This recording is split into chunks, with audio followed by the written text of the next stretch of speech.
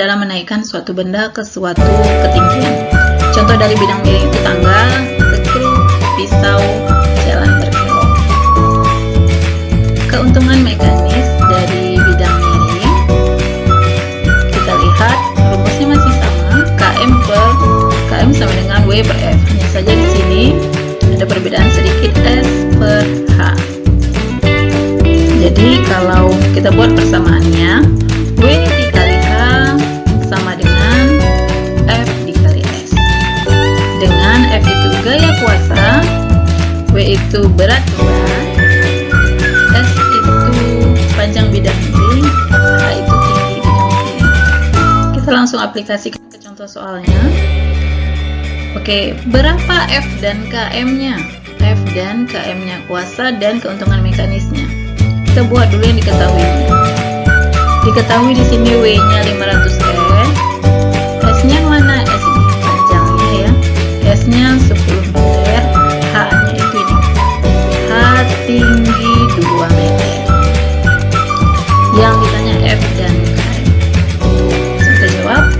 Kita masukkan persamaannya, W kali H sama dengan F dikali S. Kita masukkan angkanya, 500 kali 2 sama dengan F kali 10.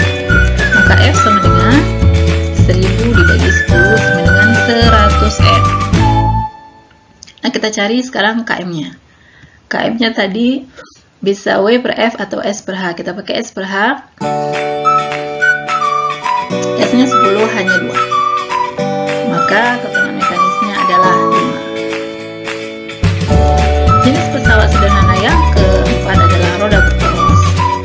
Roda berporos merupakan roda berputar yang dihubungkan dengan sebuah poros yang dapat berputar bersama-sama, yang berfungsi memperbesar kecepatan dan gaya. Contohnya, roda berporos pada sepeda motor, pada sepeda, juga pada kursi roda. Nah, sekarang kita masuk kepada keuntungan mekanisnya. Rumusnya KM sama dengan R besar per R atau G2 per G1. Dengan G1 itu jumlah gigi pada roda pertama atau porosnya, G2 itu jumlah gigi pada roda kedua. R besar itu jari-jari gigi besar atau jari-jari roda, sedangkan R kecil itu jari-jari poros. Kita lihat contoh soal. Sebuah roda berporos diketahui jari-jari rodanya 0,5 M, sedangkan jari-jari porosnya 20 cm. Berapa keuntungan mekanis roda tersebut? Kita cari. Yang mana R besar nih? Jari-jari roda itu R besar 0,5 M. Sedangkan jari-jari poros itu R kecil 20 cm.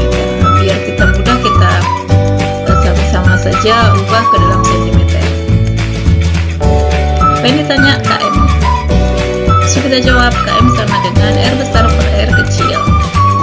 50 per 20 sama dengan 2,5. Baik, kita masuk kepada prinsip kerja pesawat sederhana pada sistem gerak manusia. Ini berlaku pada otot dan rangka manusia ya. Misalnya pada saat orang bermain badminton. Kita lihat pengungkit jenis pertama itu berada pada daerah leher kita. Titik tumpu berada di antara kuasa dan beban. Jadi pada otot leher ya, pada saat mengenada.